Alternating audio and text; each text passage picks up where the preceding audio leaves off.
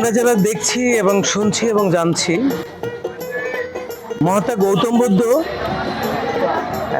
একটি বট গাছের নিচে, অর্থাৎ একটি বট বৃক্ষের নিচে তিনি আরাধনা করতেন। মহাত্মা গৌতম বুদ্ধ এই বট গাছের নিচে বসে তিনি ধ্যান সাধনায় থাকতেন।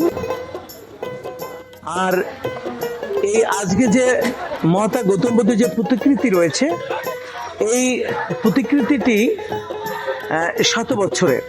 এই 100 বছর উপলক্ষে আজকে যারা এখানে ধর্মকর্ম করার জন্য যারা এখানে এসেছেন, আমরা সবাই দেখছি যে এখানে ধূপকাঠি, আগরবাতি, মোমবাতি দেওয়া হচ্ছে এবং এখান থেকে একটি পাইপ রয়েছে, যেই পাইপ দিয়ে রাখাইন তরুণ তরুণী, রাখাইন নরনারী সবাই এখানে এসে সবাই এখানে পানি দিচ্ছেন। এই পানিটি এই যে বাউন্ডারি রয়েছে, বাউন্ডারির ভিতরে একটি বিশাল আকৃতির 100 বছরের একটি বটগাছ রয়েছে। এই বটগাছটাকে ঘিরে আমরা বটগাছটি ঘিরে আমরা দেখছি যে এখানে যথেষ্ট শত শত বৌদ্ধ প্রতিমা রয়েছে। এই প্রতিমাগুলি এখানে সাজানো হয়েছে।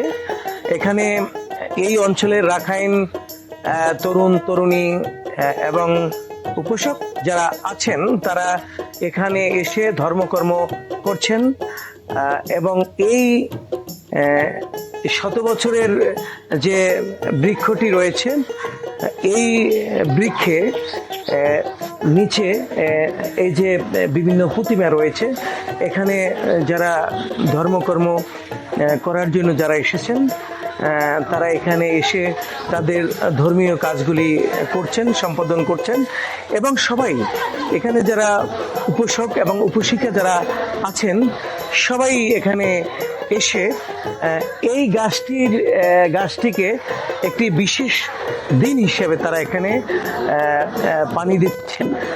ধর্মীয় রীতি অনুপাতে তারা তাদের কার্যক্রম সম্পাদন করছেন। আমরা দেখছি। আপনাদের জ্ঞাতার্থে জানাচ্ছি যে সবাই এখানে এসে তাদের ধর্মীয় কার্যক্রম করার পাশাপাশি তারা এই গাছের গোড়ায় এখানে যে পাইপ রয়েছে, সেই পাইপ থেকে তারা পানি দিচ্ছে। এই পানিটি গাছের গোড়ায় চলে যাবে। তারপরে আপনাদেরকে আরেকটি কথা না বললেই নয়, পানি আজকে যে বিশেষ দিন পানি দিচ্ছে, এটা প্রতিদিনই পানি দিতে পারে যে কোনো কেউ, তবে আজকে একটি বিশেষ দিন, এ কারণে এই পানি দেওয়া হচ্ছে।